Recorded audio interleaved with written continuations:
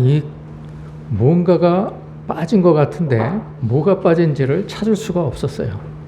그러다가 결국은 찾았는데 그게 바로 방송에서 말하는 수많은 간증이나 설교가 복음의 핵심과 연결이 되지 않았다는 거예요.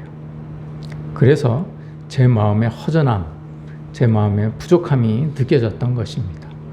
간증을 하면 하나님께서 이루셨다면 그 이루신 결과로 인해서 내가 하나님의 뜻을 어떻게 발견을 했다든지 그렇게 발견을 해서 복음의 진리가 무엇인지를 어떻게 깨달았다든지 이렇게 연결이 딱 되어야 되는데 그냥 간증이면은 날 살려주셨다로 거의 끝나는 간증이었어요.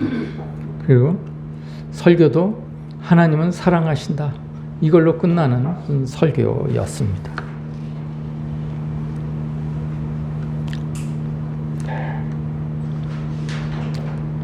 여러분, 우리가요 무리였다가 교인이 되고 교인이 되면 무리의 예배에서 교인의 예배를 드려야 됩니다. 일단 교인이 되었으면 다시 무리로 돌아가서 무리의 예배를 드리면 안 되는 거예요. 그렇죠? 우리는 갈 길이 바쁘기 때문에 그렇습니다. 그 교인에서 제자가 되었으면 일단 제자로 예배를 드려야지 다시 교인의 예배를 드리면 안 되는 거죠. 그렇지 않습니까? 그래야 성도가 되는 거죠. 그런데요, 우리는 어떻습니까? 교인임에도 불구하고 아직도 간증을 좋아하고 간증을 들으면 가슴이 벅차고 감격합니다. 그렇죠. 다시 무리로 다시 돌아가는 거예요. 여러분, 성경을 많이 읽으셨으니까 여러분 성경을 한번 잘 상기해 보십시오. 예수님께서요 표적과 기사와 이적을 행하실 때는요 무리를 향해서만 하셨습니다. 제자들에게 표적과 기사를 일으키지는 않으셨어요. 그렇죠? 그렇지 않습니까? 물론 무리를 걸어가셨다거나 풍랑에 인한 바다를 잠잠하게 하신 것은 있으셨습니다. 그런데 그거는 믿음에 대한 양육을 하시기 위해서 믿음이라는 게 무엇인지를 가르쳐 주시기 위해서 하신 것이지 그게 무슨 나 이런 사람이야 이렇게 알려주시기 위해서 하신 것은 아니었다는 거죠. 그 무리에게만 하신 이유가 무엇일까요? 무리로 하여금 주님께 돌아오도록 기회를 주기 위함이셨습니다. 그렇죠? 그러면 여러분 그 이치를 잘 깨달아 보십시오. 기사와 표적, 간증 같은 것들은 무리가 하나님께로 돌아오기 위한 그러한 수단일 뿐입니다. 이게 본질은 아니라는 얘기예요. 그렇지 않습니까? 복음의 본질은 간증이 아닙니다. 기사가 아니고요. 표적이 아닙니다. 주님은요 분명히 말씀을 하셨어요. 표적을 구하는 무리들에게 악하고 음란한 세대가 표적을 구한다. 내가 너희들에게 보여줄 표적은 요나의 표적밖에 없다라고 말씀을 하셨어요. 그렇지 않으셨습니까? 요나의 표적이 뭡니까? 사흘 동안 내가 죽었다가 다시 살아날 것이다. 요나처럼 다시 살아날 것이다. 너는 그것만 명심해라. 그것만 봐라. 이 말씀이에요. 그게 복음의 핵심이죠. 부활. 이게 복음의 핵심입니다. 그런데 우리는요, 아직도 교인이면서도 표적과 기사와 이적을 바랍니다. 병 낫기를 바라고요. 그리고 다시 기사회생하기를 꿈꿉니다. 예수님 당시에는요, 제자와 무리만 있었습니다. 성도와 교인은 없었습니다. 그런데 오순절날 다락방에 성령이 임하고 성도가 생겨나기 시작했죠. 거듭난 자들이 생겨나기 시작했습니다. 그런데 이후에 교회가 생겨난 이후로 무리도 아니면서 제자도 아닌 그런 부류가 생겨나기 시작한 것이죠. 그게 바로 교인입니다. 요즘에는요, 거의 무리 아니면 교인입니다. 제자도 많이 없습니다. 그런데요, 우리가요, 무엇을 하든 어떤 생각을 하든 방향은 같아야 됩니다. 방향은요, 이 방향으로 가야 되는 거예요. 이거예요. 우리가 이 방향이 꺾어지면 안 됩니다. 무리에서 교인이 됐으면 교인으로서의 예배를 드려야 되는 거예요. 교인으로서의 삶을 살아야 되는 거예요. 다시 무리로 돌아가면 안 됩니다. 예. 뭐 어떤 방향에서든지 다 한 방향으로 가야 됩니다. 한 방향. 예. 성도를 향해서 가야 되는 것이죠. 우리의 목적이 천국에 있기 때문에 그렇습니다. 우리의 소원이 천국에 있기 때문에 그렇습니다. 그런데 아직도 30년 전이나 지금이나 똑같이 이 수준에서 교인과 무리의 경계선에서 이쪽을 왔다 갔다 하면서 예배를 드리거나 이쪽에 왔다 갔다 하면서 삶을 사는 사람들이 많습니다. 대부분 그렇습니다. 그런데 자세히 보십시오. 주님은요, 제자들에게 이런 거를 보이시지 않으셨어요. 제자들에게는 복음만 가르치셨습니다. 천국 복음만 가르치셨습니다. 여러분은 신앙생활이 해를 거듭할수록 천국 복음에만 신경을 쓰셔야 됩니다.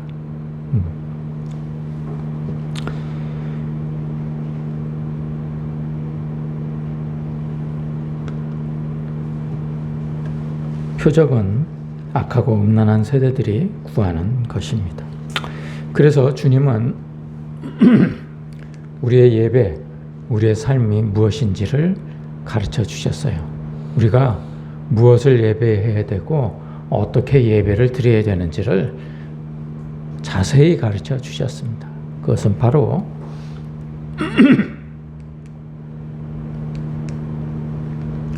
우리의 삶과 예배 속에 알레데이아가 있어야 된다라는 말씀입니다.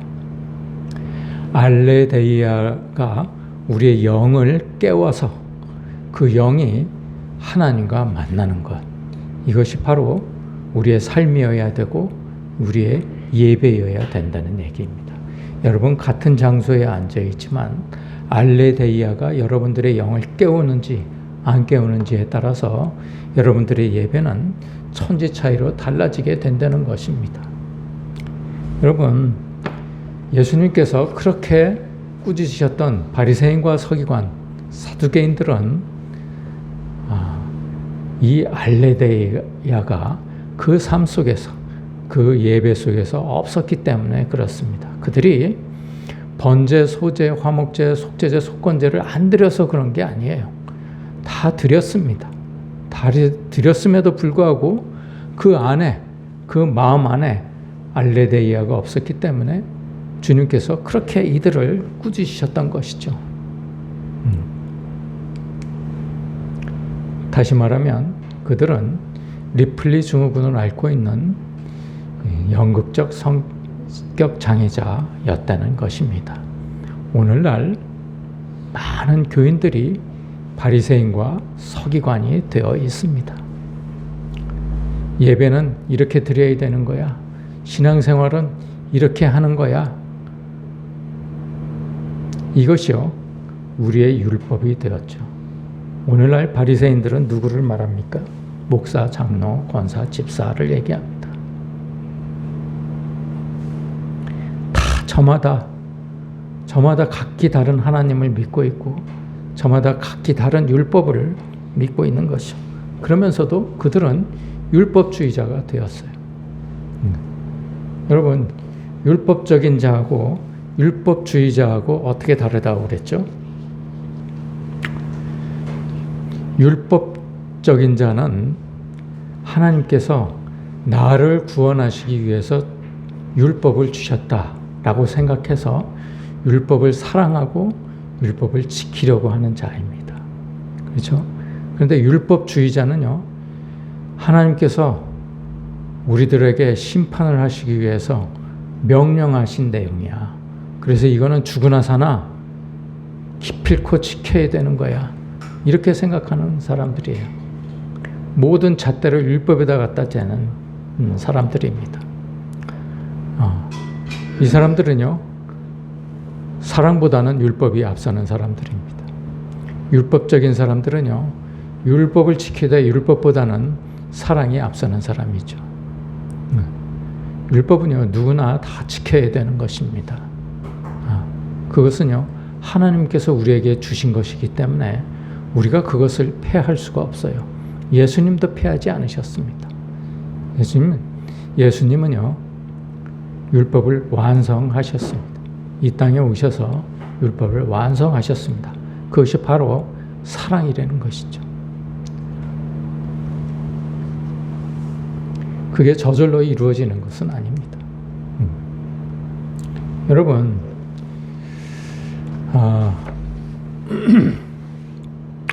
율법주의자가 무엇을 말하는 건지 한번 이 시간 생각해 보는 시간을 한번 가져보십시다. 여러분, 어떤 목사님이요, 저보다 나이는 조금 어리지만 저보다 훨씬 먼저 목사님이 되신 분이에요. 이분은 그래도 비교적 진리를 찾으려고 많이 애를 쓰시는 분입니다. 그분이 이제 매일 그 블로그에다가 글을 올리는데, 제가 여러분들에게 율법주의자가 무엇인지를 여러분들이 느끼시도록 한번 가져와 봤습니다. 이분을 폄하하거나 무슨 비판하기 위해서 이 글을 가져온 게 아니고요. 여러분들이 앞으로 어떤 설교를 들을 때, 아니면 어떤 성경에 관한 책을 읽을 때 여러분들이 분별을 하는 능력을 키우시도록 하기 위해서입니다. 잘 한번 읽어보십시오. 제가 읽지 않을게요. 여러분이 한번 잘 읽고 어떤 부분이 여러분들에게 걸리시는지를 한번 찾아내셔야 됩니다.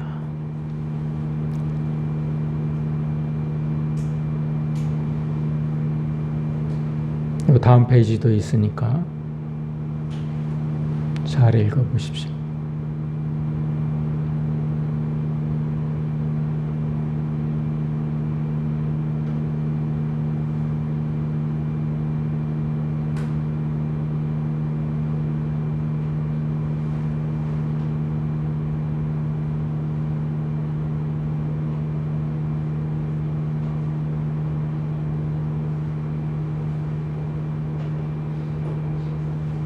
다 읽으셨나요?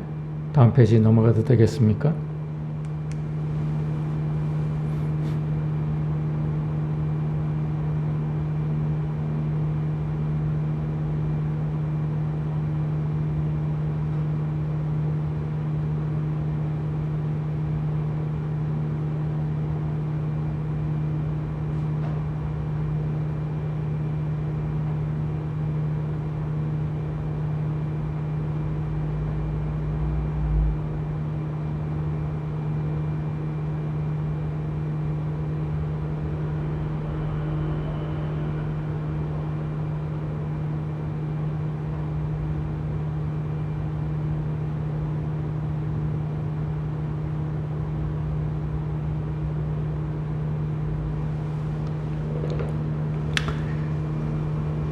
다 읽으셨죠?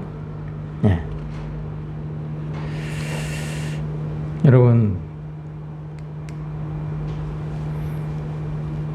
여러분과 저가 공통된 의견을 가져야 됩니다. 이제 5년 동안을 저와 같이 신앙생활을 하지 않으셨습니까? 보십시다. 하나님은 나를 너무나 잘 아신다.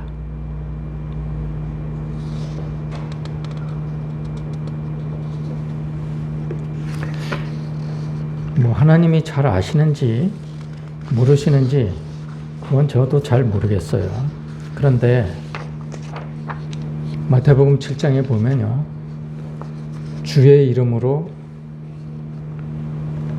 선지자 노릇하고 주의 이름으로 목사 노릇하고 주의 이름으로 귀신을 쫓아내고 주의 이름으로 신의 은사를 펼치고 주님의 보혈의 능력으로 권능을 행하는 사람도 주님께서 내가 너희를 도무지 알지 못하니 불법을 행하는 자들아 내게서 떠나가라 하는 말과 너무나 배치가 됩니다. 그렇죠? 여러분, 비슷한 것 같은데요. 진리와 비슷한 것 같은데도 뭔가 지금 부족한 초점이 다른, 표적이 다른 것들을 여러분들이 보실 수 있으실 겁니다.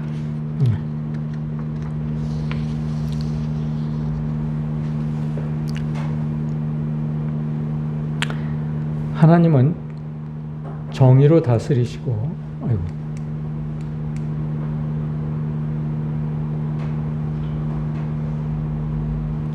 그에 합당한 대가를 지불해 주실 것이다.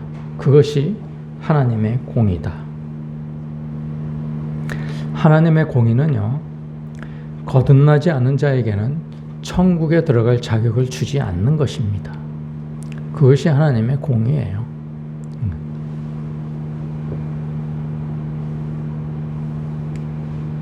하나님의 사랑만을 강조하는 것은 위험한 일이다. 이건 맞는 것이죠. 맞는 말이죠. 그렇죠? 네. 자, 문제는 지금부터 이제 시작이 됩니다. 우리가 죄에 대한 회개 없이 산다는 것이 얼마나 위험한 일인지를 알아야 한다. 여러분, 여기서 말하는 죄는 우리가 사사롭이 짓는 죄를 얘기합니다. 그렇죠? 사사로이 짓는 죄. 남을 미워한다든지, 남을 남에게 무슨 해코지를 했다든지, 이런 거를 얘기를 하는 거죠. 네. 회개 없이 산다는 것이, 사랑하지 않는 것, 이런 거 회개 없이 산다는 것이 얼마나 위험한 일인지를 알아야 된다는 거예요. 그래서 회개하면 그의 모든 죄와 허물을 깨끗이 씻어 기억조차 하지 않으신다는 약속을 믿으라는 얘기입니다. 그게 바로 믿음의 사람이라는 거예요. 여러분, 이 말씀이 믿어집니까? 여러분, 회개는요, 죽게 돌아오는 거예요. 회개는요, 죄를 뉘우치는 게 아닙니다. 이 죄를 뉘우치다가는요, 여러분 죽을 때까지 죄 뉘우쳐도 다 못 뉘우칩니다. 왜? 거듭나지 않은 사람은요, 죄를 지을 수밖에 없고, 그리고 그 죄는 아무리 뉘우쳐도 계속 반복되고 덧붙여집니다. 죽을 때까지 회개하면요, 여러분 죽을 때까지 회개하다가 천국에 들어가지 못합니다. 결국 거듭나지 못하기 때문에 그렇습니다. 여러분, 죽게 돌아오면요, 거듭나게 되고, 거듭나면 죄에서 멀어지게 됩니다. 주와 동행하는 삶을 살게 되기 때문에 그렇습니다. 그런데요, 결정적으로 이분이 여기에 대해서 이런 얘기를 해요. 죄는 반드시 해결해야 한다. 우리는 죄를 해결할 수 없습니다. 우리가 무엇인데 죄를 해결한다는 얘기입니까? 탕자가요, 아버지께 돌아올 때 죄를 해결하고 돌아오지 않았어요. 죄를 가진 채로 돌아왔습니다. 언제 해결이 됐는가? 아버지가 안아줄 때 해결이 됐습니다.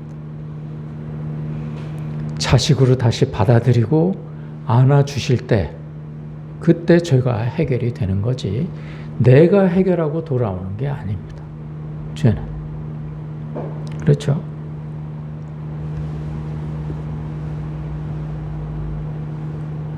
여러분, 하나님의 책에 나의 모든 삶이 고스란히 기록되어 있고 지금도 기록 중이다. 글쎄요, 저는 이해가 잘 되질 않습니다. 이게 무슨 말씀을 근거로 했냐면요, 계시록 20장 12절에 이런 내용이 나옵니다. 또 내가 크고 흰 보좌와 그 위에 앉으신 이를 보니 땅과 하늘이 그 앞에서 피하여 간데 없더라. 또 내가 보니 죽은 자들이 큰 자나 작은 자나 그 보좌 앞에 서 있는데 책들이 펴 있고 또 다른 책이 펴졌으니 곧 생명책이라. 죽은 자들이 자기 행위를 따라 책들에 기록된 대로 심판을 받으니. 아마도 이 말씀 때문에 그렇게 얘기를 한 것 같습니다. 그렇게 해석을 한 것 같아요. 그런데요, 생명책과 사망책이 있어요. 책은 두 책이 있습니다. 두 책이 있는데, 여러분 바티칸 성전에 가시면요, 그 베드로가 책을 두 권 들고 있습니다. 하나는 지옥에 갈 사람 명부예요.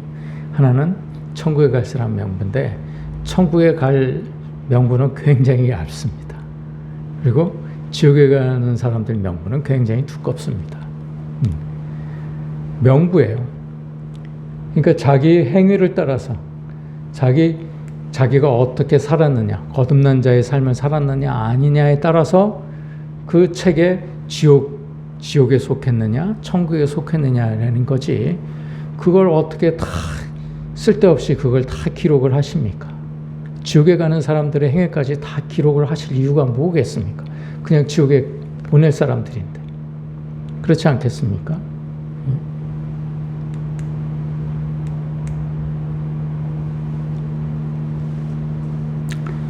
그리고요, 또 이런 말도 적혀 있어요. 우리의 모든 죄를 씻으실 수가 있다. 죄는요, 씻는 게 아닙니다. 여러분, 세례가요, 죄를 씻는 거라고 그렇게 얘기를 하시는 목사님들도 있어요.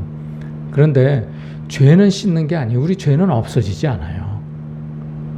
우리가 지은 죄는 없어지지 않습니다. 그런데 다만 우리가 회개하고 세례를 받으면, 그러면 주님께서 죄 없다고 해주시는 거예요. 내가 죄 없다고 해줄게 라는 말씀이세요. 그 사람이 천국에 가는 겁니다. 여러분, 이게요, 얼핏 들으면 굉장히 그럴듯한 말씀 같지만, 여러분, 이 말씀 속에 굉장한 오류가 있어요. 여러분, 이 상태로 계속 믿음을 가지면 결코 무리에서 교인으로 가지도 못하고 교인에서 제자로 가지 못합니다. 그냥 계속 10년을 다니든 20년을 다니든 30년을 다니든 그냥 그 수준이에요. 그 수준에서 벗어나지 못합니다. 여러분이 이거를 분별할 줄 아셔야 되는 거예요.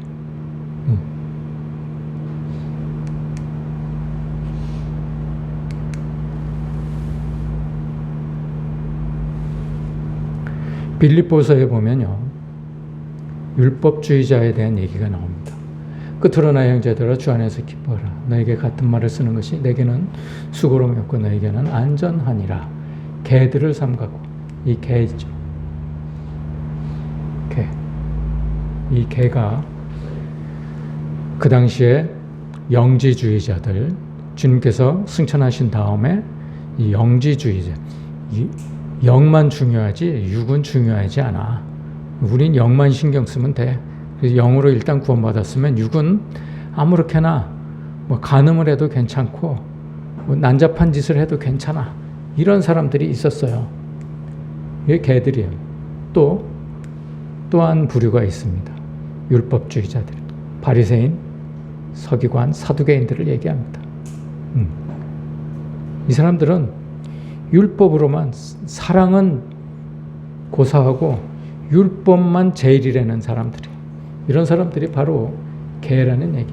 개들을 삼가고 행악하는 자들을 삼가고 예수 그리스도를 믿는다는 이유 하나만으로 얼마나 많은 사람들을 죽였습니까? 이 사람들이. 행악하는 사람들을 삼가고 몸을 상해하는 일을 삼가라.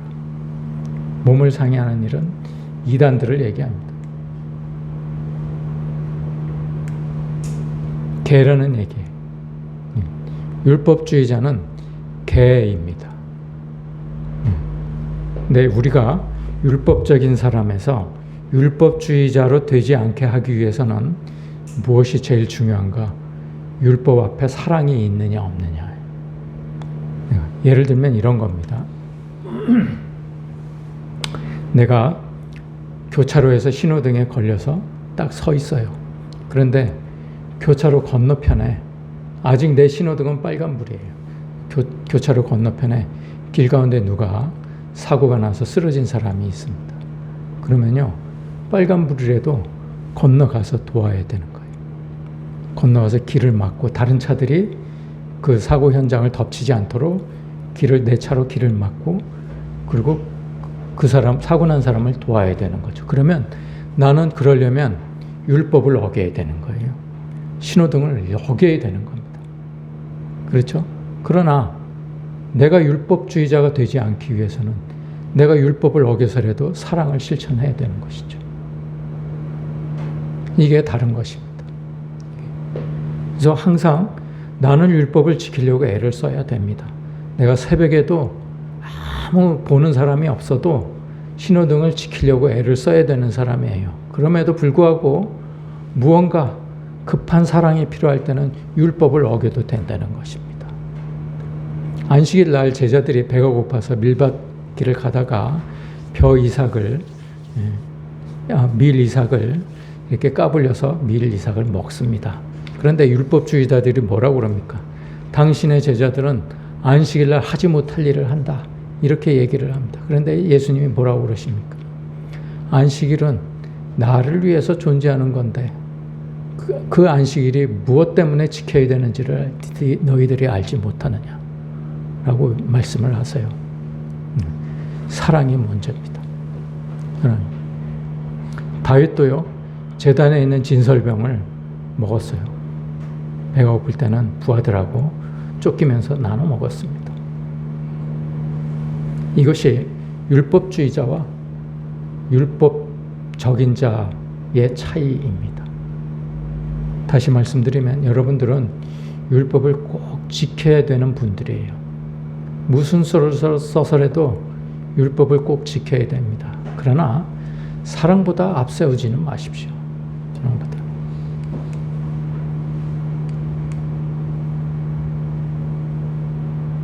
그것이 바로 바울이 얘기하신 산제물입니다. 너희 몸을 하나님이 기뻐하시는 거룩한 산제물로 드려라. 너희 삶이 예배다. 네가 어떻게 사느냐에 따라서 그게 제물로 바쳐지는 거다. 이게 너희는 이 세대를 본받지 말고 오직 마음을 새롭게 함으로 변화를 받아 하나님의 선하시고 기뻐하시고 온전하신 뜻이 무엇인지 분별하도록 하라. 하나님의 선하시고 기뻐하시고 온전하신 뜻이 무엇입니까? 그게 바로 사랑이라는 것이죠.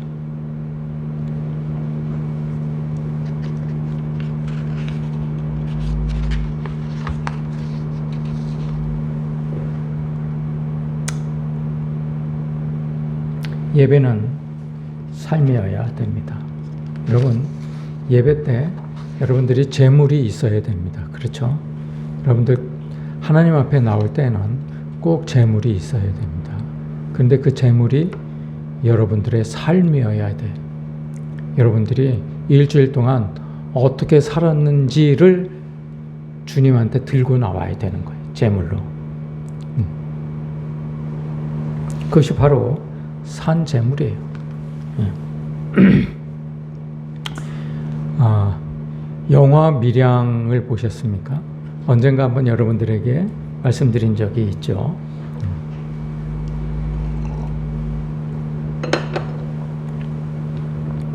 제 눈에는 그 밀양이라는 영화가 꼭 종교 영화 같았습니다. 종교 영화는 아닌데요. 전도연이가 이제 주연으로 나오는 영화입니다. 전도연이가 이제 젊은 나이에 남편을 잃고, 그리고 어린 아들과 함께 남편의 고향인 밀양으로 이사를 옵니다.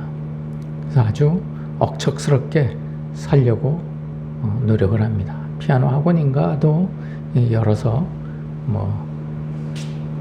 그 어린 아들을 데리고 혼자 살려고 그렇게 작심을 하고, 남편은 일찍 돌아갔는데도 불구하고 남편의 고향에 와가지고 이제 터전을 잡으려고 하죠. 그런데 어느 날 전도연의 그 어린 아들이 사라집니다. 유괴를 당한 거죠.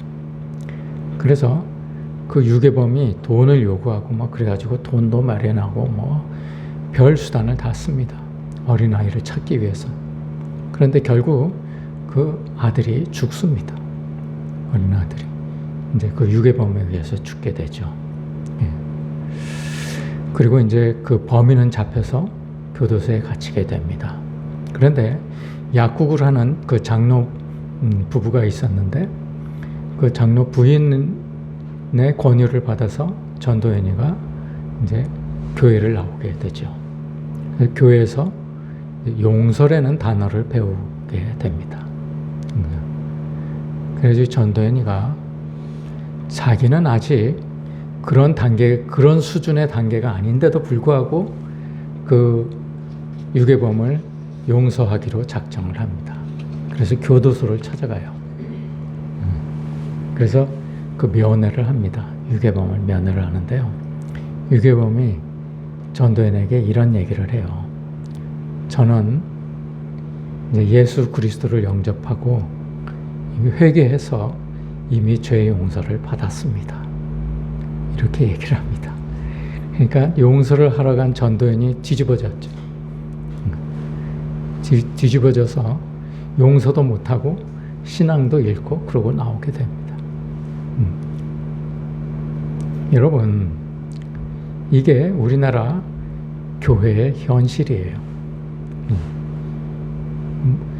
그 교도소 안에 목사가 그렇게 가르쳤던 것이죠.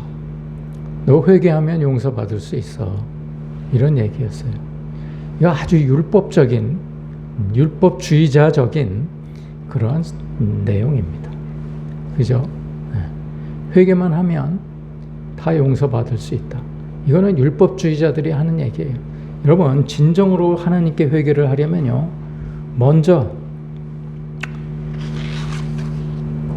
자신이 전도연이를 면회 신청을 해서 전도연이에게 먼저 용서를 받아야 됩니다. 하나님께 용서를 받기 전에 꼭 먼저 해야 될 일이에요. 그게 바로 삶의 예배를 드리는 겁니다.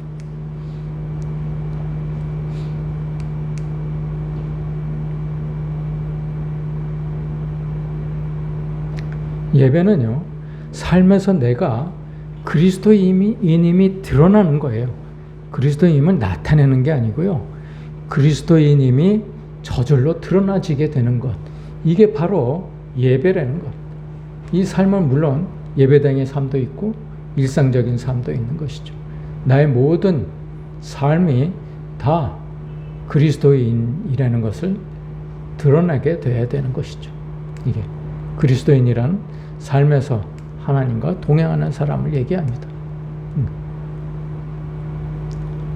예배라는 것이 성경에서 단어를 샤하나 아바드, 제가 여러분에게 먼저 지지난주에 예배에 대한 설명을 할 때 이 단어를 빠뜨린 것 같아요. 죄송합니다. 샤하, 경배하다, 납작하게 엎드리다. 이 말은 프로스퀴네아하고, 헬라어 프로스퀴네아하고 같다는 얘기입니다. 그리고 아바드라는 단어가 또 있는데 이건 섬기다. 헬라어의 라트레이아라는 말하고 똑같습니다. 다시 말하면 예배라는 것은 자기 자신의 몸을 납작하게 엎드리고 자기 자신은 보이지 않게 섬기는 것을 얘기합니다. 주님이 하시는 것처럼 내가 하는 겁니다. 그래서 결국은 내가 사람들에게 보이지 않고 주님만 보이시게 그렇게 하는 겁니다. 내가 하는 모든 일이 주님이 하시는 것처럼 그렇게 하는 것을 얘기합니다.